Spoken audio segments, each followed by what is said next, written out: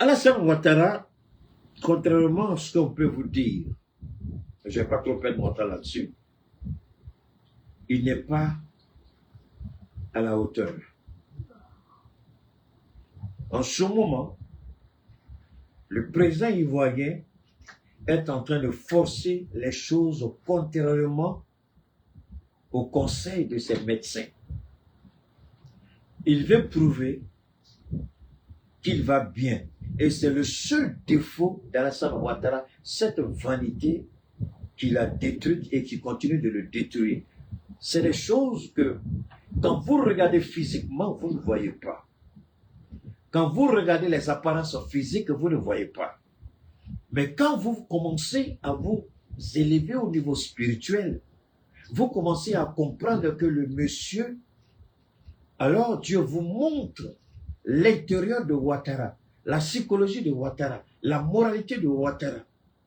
Alors là, vous voyez un homme noirci, sale et détruit de l'intérieur, spirituellement parlant. Et cela vous permet de comprendre, c'est votre face, c'est mensonge. Celui qui dit A ici et puis après il vient dire le contraire. Je vous demande, vous vous limitez à l'apparence physique de Ouattara et croire que tout va bien. Moi, je vous dis, rien ne va et tout va mal.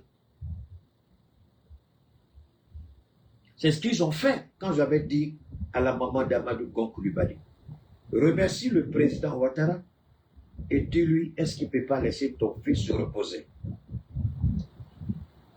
J'ai dit à sa petite femme que je connais, là, qui est mère dans une commune en Côte d'Ivoire, je lui ai dit, Fatim, dis à ton mari, là, il n'a qu'à dire merci à Ouattara et puis il n'a qu'à se reposer.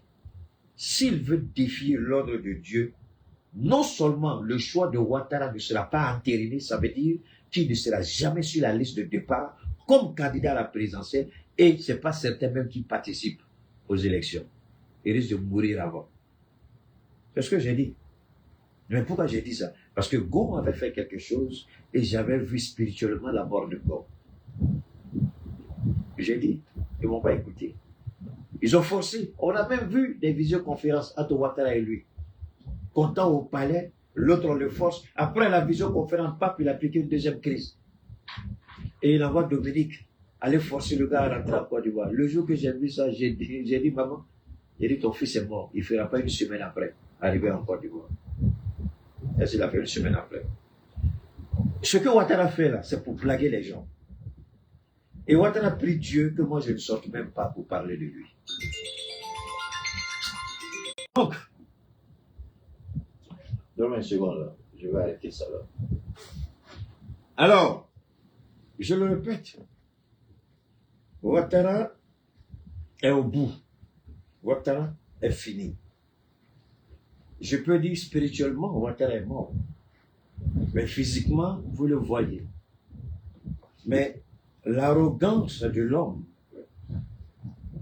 va commencer à montrer la déchéance physique de l'homme. Et vous allez commencer peut-être ce jour-là à vous rappeler de ce que j'ai dit aujourd'hui. Ce que Ouattara fait, c'est du n'importe quoi. Il est malade, il refuse d'accepter son destin. Il est malade, il refuse de faire ce que les médecins lui demandent. Il est malade, il refuse de se soumettre parce que c'est quelqu'un qui a une arrogance à tel point qu'il veut défier tout le monde. Il voit en lui une vie divine, une vie sans fin, une vie qui ne peut pas finir comme ça. Et Ouattara refuse de mourir comme ça. Voilà le véritable problème ivoirien. Ouattara refuse de mourir dans ces conditions. Il refuse de se soumettre au conseil de ses médecins. Sinon, ce serait faire plaisir à Keïta, ce serait faire plaisir à tous ceux qui parlent déjà de lui comme un homme fini.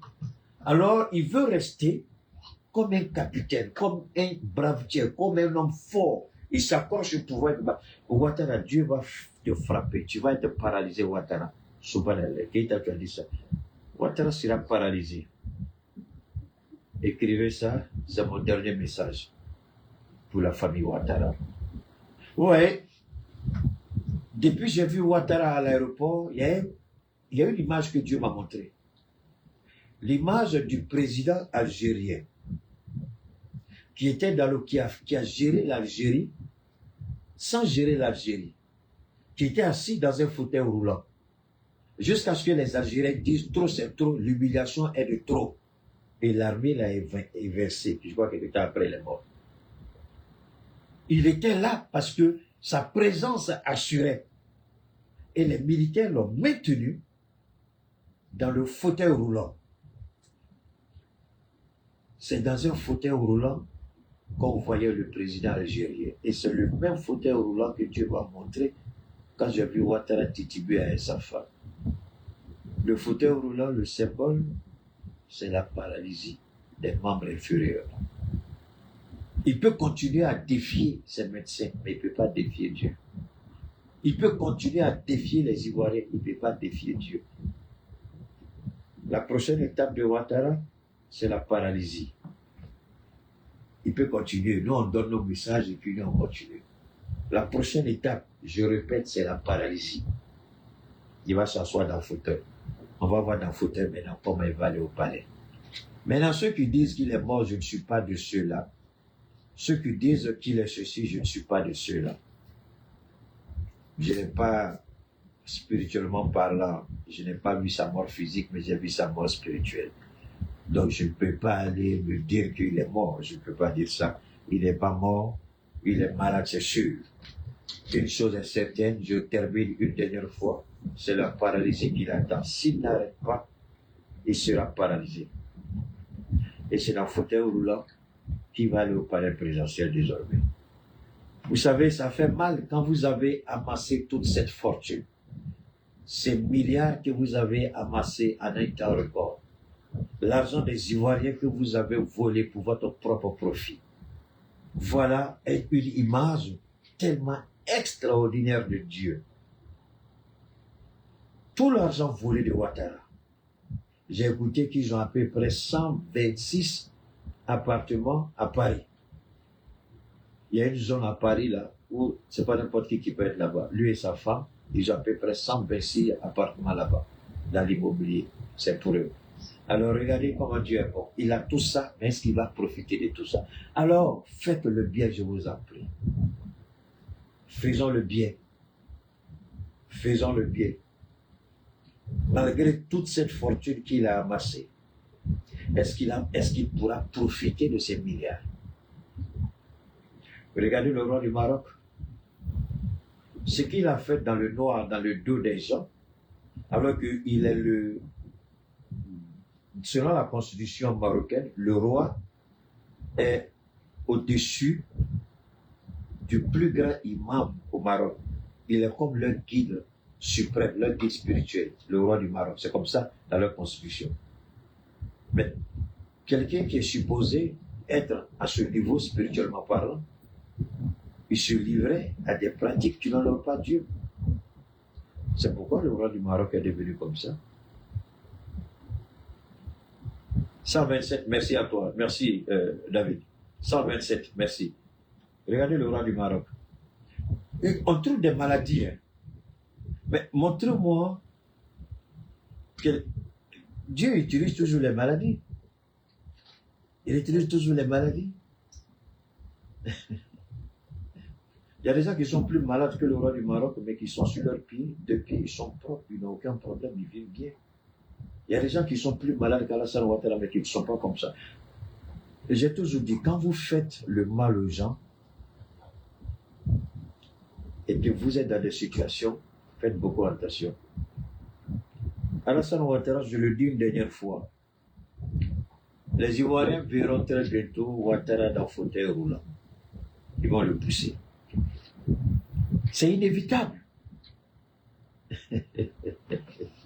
Alors, prions Dieu que la guerre des clans qui va commencer, que la Côte d'Ivoire soit épargnée. Parce que ténébralement, avec la certitude qu'il a vue la dernière fois avec son papa, comment il est arrivé, ténébralement au-dedans de lui-même, il a commencé déjà à tirer les ficelles. Et ténébralement a commencé déjà à tester la loyauté de certaines personnes dans l'administration. Non seulement dans l'administration, dans le gouvernement, au niveau des différentes forces de sécurité et de défense de la Côte d'Ivoire. Il a commencé à tester la loyauté de certains. Parce qu'il sait que d'un moment à l'autre, quand le moment sera venu, et surtout que pour le moment, sa fonction officielle ne lui permet pas d'accéder directement au fauteuil. Il y a un poste entre lui puisqu'il n'est pas vice-président. Donc, vous allez voir que ces temps-ci, la pression sera mise sur Ouattara pour nommer rapidement un vice-président. S'ils n'ont pas tenu vraiment, ça m'étonnerait qu'ils ne nomment pas Kadia Camara. Hé Keïta, subhanallah, tu veux tuer le pays? Alassane Ouattara va nommer un vice-président qui n'est peut-être pas tenu au regard de ce qu'on dit depuis toujours. Et ce vice-président a un objectif. Ouattara se retire et le vice-président prend le pouvoir et nomme à son tour rapidement un nouveau vice-président. Après quelques mois, ce vice-président-là va se retirer et laisser la place. C'est ce que je vous donne. À Titanou, Ouattara va nommer n'importe qui, soit Kadia Camara. Il avait peur de... C'était Patrick Hachi qui était prévu. Mais il sait que Patrick Hachi est un traître. Patrick a trahi le PDC.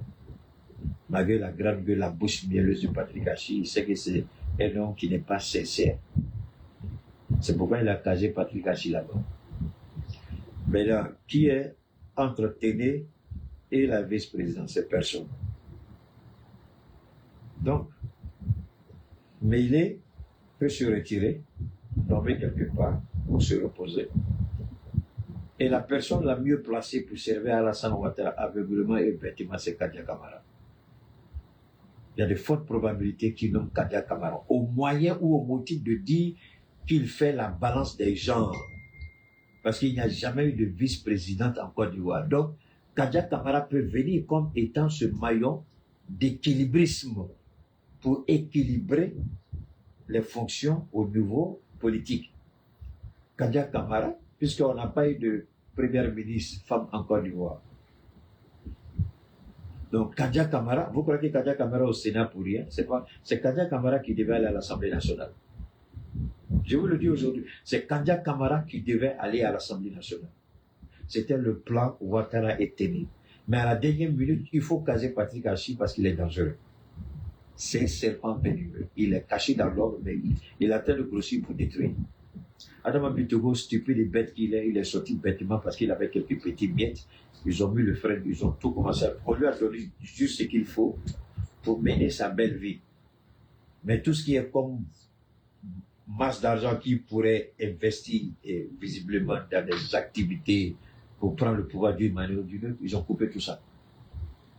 Donc Adama Bitogo, aujourd'hui financièrement, il ne peut rien faire.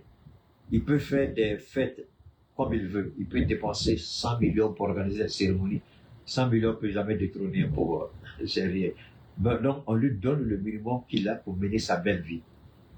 Mais il n'aura jamais suffisamment pour mener une tentative de déstabilisation. Maintenant, Cissé Braba Congo, c'est un idiot, il a été serré depuis longtemps. Et Ouattara le sait. Cissé Braba Congo n'a rien. Il n'est pas écouté, il ne peut rien faire. Touré Mamadou, c'est un PD. Maretou ne peut pas rentrer là-bas. Ce sera compliqué pour. Donc, Maretou a une certaine probité. La dame ministre de l'Affaires étrangères, Kabanyale, il y a une certaine probité. Il peut faire 2 entrées, Ouattara. Je vous donne les différents scénarios de Ouattara. Il peut faire 2 entrées. Kadia Camara, Kabanyale monte comme première ministre. Kadia Camara nommé comme vice-présidente. Ouattara n'a pas encore fini. Il est en train de travailler sur différents brouillons. Il n'a pas encore fini. Il faut qu'il trouve rapidement une solution. Mais pendant ce temps, vous allez voir en Côte d'Ivoire que les choses vont drastiquement changer. La pression va beaucoup monter et vous allez voir l'influence de certaines personnes. Il y a des choses qui vont vous surprendre en Côte d'Ivoire. Commencez à observer. Parce que Ouattara sait qu'il n'a plus pour longtemps, ça c'est vrai. S'il va comme ça, sans mettre une architecture en place, tout ce qu'il aura mis tout le temps maléfiquement à faire, tout va partir. Parce qu'ils savent que Gbagbo Laurent est toujours là. Ils savent que Soro Diop est toujours là. Qu'est-ce qu'il faut faire? Parce qu'ils savent les crimes qu'ils ont commis. Ils savent que s'ils perdent le pouvoir, ils vont répondre de leurs actes. Donc, pour ne pas perdre le pouvoir, il faut commencer déjà à mettre en place les scénarios sur eux. Et si vous pensez qu'il n'y a pas actuellement des tractations, des réflexions, des scénarios en Côte d'Ivoire, je vous demande pardon à cause de Dieu, ne dépensez pas vos forfaits à cause de moi. Déconnectez-vous et puis partez. Parce que visiblement, ce n'est pas votre place. Ce qui se passe aujourd'hui, c'est Dieu seul qui sait. Et Chris Japi, ils ont fermé tous les robinets, sur la lettre, le premier à sortir. Vous vous rappelez quand je lui disais, les petits Chris Japi, là où je vais, je ne crois pas que tu puisses aller là-bas. On m'a insulté aussi comme ça. Alors non, ne croyez pas que Kandia Kamara c'est fini pour elle. Si vous pensez que Kandia Kamara va rester définitivement présidente du Sénat, vous vous trompez. Ouattara l'a mise en berne pour un plan beaucoup plus vaste, pour un plan beaucoup plus puissant. Et Kandia Kamara va venir avec une force à laquelle vous ne vous attendez pas. Ouattara va dire, mais c'est pas vrai. Lui là, c'est qui? Pourquoi il est venu? Je ne suis pas contre toi, Ouattara. Je suis ton pire cauchemar. Donc, Tenez vraiment va accéder à la vice-présidence, ça c'est une certitude. Mais il faut que Ouattara prenne le temps pour mettre tous les éléments en place et le faire selon l'art. Entre Kabaniale, vice-présidente ou première ministre, Ouattara a un choix entre Kabaniale, Kandia Kamara. Marietou, je ne crois pas trop. Entre les deux dames, Ouattara risque de faire un choix. Parce que regardez les deux dames, les derniers postes qu'elles occupent. Regardez Kabaniale, elle est montée où? Depuis Ouattara, elle était toujours du côté de l'argent, mais maintenant on a mis Kabaniale où? Aux affaires étrangères. Généralement, quand vous êtes aux affaires étrangères, il y a une forte probabilité que vous deveniez Premier ministre. Donc il y a une forte probabilité que Kabaniale devienne Premier ministre. Elle a la confiance de Ouattara. Maintenant, si elle est Première ministre, il faut positionner Thierry Brahima comme vice-président. Ou Kandia Kamara, vice-présidente, Ouattara démissionne, Kandia Kamara, président de la République. On dit que dans sa part, ça peut arriver, mon frère. Tout peut arriver dans la vie. Kandia Kamara peut faire 2 mois, 3 mois, 6 mois maximum. Et puis elle passe le flambeau à Thierry Brahima qu'elle va nommer en son tour comme vice-président. Elle démissionne, Thierry Brahima monte au pouvoir. Ou carrément Ouattara prend le risque, Kabaniale devient Premier ministre, Thierry Brahima vice-président. Ouattara démissionne, Thierry Brahima monte et Kandia Kamara devient vice-présidente. Ouattara peut faire tout ça. Si vous pensez que c'est fini pour Kabaniale, ou c'est Kabaniale, elle, quand j'ai vu sa nomination en tant que ministre des Affaires étrangères, j'ai dit, oh, c'est fini. Voilà, futur Premier ministre de Côte d'Ivoire. Mais entre ce que je dis et ce qui se passe souvent, vous voyez des décalages. Mais moi, je reste ferme sur ce que je dis. Quand j'ai parlé d'Adama Pitogo, Assemblée nationale, et puis Amadou Cimetière est venu, on dit, oh, il a dit ça, il a dit, hey, c'est pas moi. Ouattara veut déjouer ce que Dieu a mis dans ma bouche. Mais ce que Dieu a mis dans ma bouche va s'accomplir. Est-ce qu'Adama Pitogo n'est pas devenu président de l'Assemblée nationale? Mais Dieu peut vous donner une chose et puis vous-même, vous pouvez détruire. Il a détruit, donc c'est son problème. Ça, ce n'est plus nous. Ce que j'ai dit, c'est arrivé. Il a été président de l'Assemblée nationale. Ce qu'il devait faire, il a refusé de faire ça. Il se croyait plus roi que le roi lui-même. Donc Ouattara a tiré toutes les leçons. C'est pourquoi il a mis Patrick Hachi là-bas. Maintenant, Beverly Mangela, c'est un instant parce qu'il aura besoin d'un véritable Premier ministre pour se reposer. Donc, le véritable Premier ministre pour se reposer sera Kabaniale. Et Thierry Brahima, vice-président, monte à la présidence et comment vous appelez la femme là, celle qui casse français là? Oui. Kandia Kamara, elle sera vice-présidente. Voilà le scénario, ça peut changer, mais c'est un scénario infaillible. Pour maintenir son pouvoir, c'est le seul scénario valable. Il n'y a personne d'autre autour de Ouattara qui peut maintenir le régime de Ouattara, l'argent volé. Kabaniale, elle a vendu son âme au diable parce que je l'aimais beaucoup, je la respectais, mais elle a trop couvert les vols de Ouattara. Et c'est elle seule aujourd'hui qui peut maintenir le régime c'est le seul aujourd'hui qui a la qualité de diriger correctement la Côte d'Ivoire en tant que Premier ministre. Et parce que Ouattara ne peut pas mettre Tene Brahima, président ou vice-président, et puis nommer n'importe qui comme Premier ministre. Ça ne peut pas arriver. Les deux, c'est là que le caste de Ouattara, ce sont les deux. Ce sont les deux postes que Ouattara doit sérieusement avoir en tête les bonnes personnes pour prendre sa retraite, pour se retirer. Kabanyale, il a mis à la primature, Ouattara est tranquille. Thierry Béréma, même s'il devient président, il ne va pas enlever celle que son papa a nommée. Elle ne quittera pas, elle reste à la présidence, à la primature. Parce qu'elle va travailler directement avec la nièce de Ouattara, puisque les deux ont déjà travaillé. Et les deux ont continué à travailler. Quand elle était ministre déléguée auprès de Ouattara, elle travaillait avec la nièce de Ouattara. Quand elle est devenue ministre du budget ou planification, elle travaillait avec la nièce de Ouattara. Donc elle a suffisamment appris, elle connaît suffisamment Ouattara, elle sait ce que veut Ouattara et elle est mieux placée pour appliquer la politique de Ouattara. Et s'il y a quelqu'un qui peut servir Ouattara mieux que Soro Guillaume, c'est bien Kabanyale, à la primature. Et ensuite, vous verrez le reste. Le reste va. Alors, je voudrais d'abord remercier les uns et les autres, vous qui continuez de nous faire confiance par rapport à nos produits.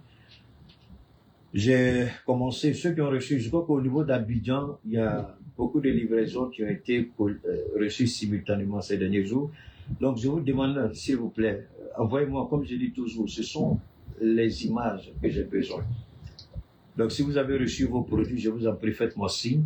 Du côté du Burkina, on a une sœur qui est du côté des États-Unis, elle a acheté un produit pour ses parents. Donc, Sigrid, je crois, Marie, le produit est arrivé, on m'a dit que tes parents sont allés récupérer. J'ai un ami aussi du côté de la France qui a acheté des produits pour ses parents au Togo. Fada, le produit est arrivé, d'accord? Voilà. Alors en Côte d'Ivoire, on a envoyé plein là. La Côte d'Ivoire, on ne peut pas compter. Ça va là-bas tellement, tous les jours que tu veux faire. D'accord? Et puis, voilà, de quoi il s'agit? Il s'agit des soins, des produits de soins. Pour la régénération cellulaire, comme je le dis toujours, pour le nettoyage complet de tout le système de l'organisme. Le corps a besoin d'être restauré. Le corps marche comme une voiture qui roule. Vous faites les vidanges, vous faites les entretiens, vous changez les filtres, vous changez l'huile, n'est-ce pas? Vous nettoyez le moteur, vous nettoyez comment on appelle ça, le radiateur, vous nettoyez, comment vous dites ça, là où on met l'essence là, vous nettoyez tout ça.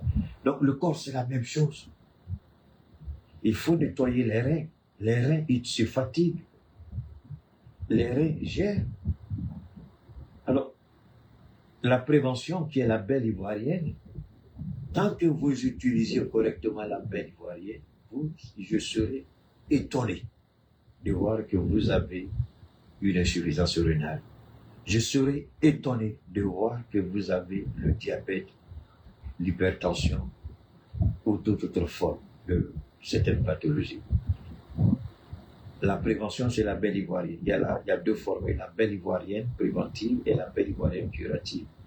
La prévention fait la régénération, la restauration, le nettoyage, la purification du sang et de l'organisme à tous les niveaux.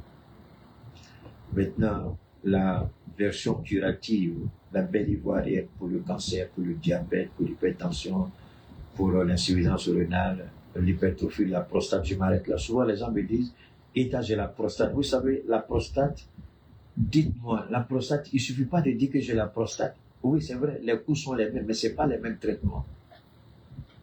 Quelqu'un qui a l'hypertrophie de la prostate, quelqu'un qui a une lésion, quelqu'un qui a un cancer, quelqu'un qui a une tumeur, ce n'est pas les mêmes problèmes, ce n'est pas les mêmes produits, pardon.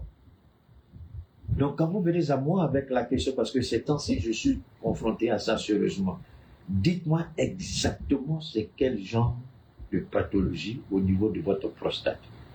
Ne venez pas dire seulement prostate, prostate, prostate. Il y en a beaucoup. Il faut spécifier, je vous en prie. D'accord? Alors, au niveau des femmes aussi, souvent, elles viennent avec des situations. Ce que je fais, c'est de vérifier d'abord la régularité de vos règles, si ça vient correctement, si ça ne vient pas, vous donnez des produits pour nettoyer tout votre système, pour que les règles viennent correctement, pour faciliter l'ovulation. Attention, nous pouvons faciliter l'ovulation, mais nous ne donnons pas des enfants, je vais être clair. C'est Dieu qui donne les enfants, c'est pas nous. S'il y a un blocage là-bas, nous on nettoie, on vous donne les produits pour vous mettre dans les conditions pour pouvoir concevoir. Mais prétendre vous donner enfant, c'est pas moi, je fais pas ça, je suis pas Dieu. Hein? Il faut dire la vérité aux gens, il ne faut pas prendre l'argent dans le mensonge. S'il y a les trompes bouchées, on vous aide à déboucher.